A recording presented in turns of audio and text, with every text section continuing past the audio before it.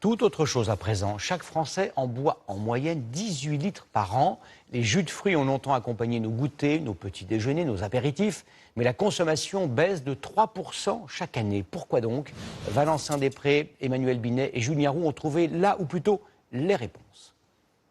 Nul besoin d'aller bien loin dans ce supermarché pour comprendre ce qui vous fait bouder les jus de fruits. J'ai d'abord le goût du sucre avant le goût du fruit et ça me dérange beaucoup, oui. Ma femme, elle n'aime pas trop le sucre non plus. Donc voilà, je ne l'achète pas. Trop sucré? Il faut dire qu'un verre de 250 ml contient l'équivalent de 4 morceaux de sucre, autant qu'un soda. Le Nutri-Score est d'ailleurs bien souvent C, voire D et même E. Conséquence, le jus de fruits ne se distingue plus des autres boissons sucrées.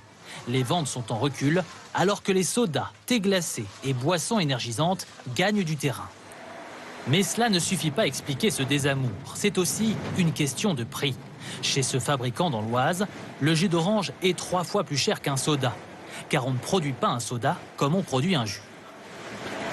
Il n'y a pas cette problématique d'approvisionnement en fruits frais que nous on a et de pressage directement chez nous. Les produits arrivent déjà pressés, ils sont mélangés avec de l'eau, ils sont reconstitués. Là où nous on travaille un fruit frais, un produit vivant. Certains de ses clients auraient aussi changé leurs habitudes de consommation. Oui, bien. Il y a un certain temps, on consommait des jus pasteurisés qu'on trouve au rayon frais. Et maintenant, de plus en plus, les consommateurs pressent chez eux et sont à la recherche d'un vrai jus pressé.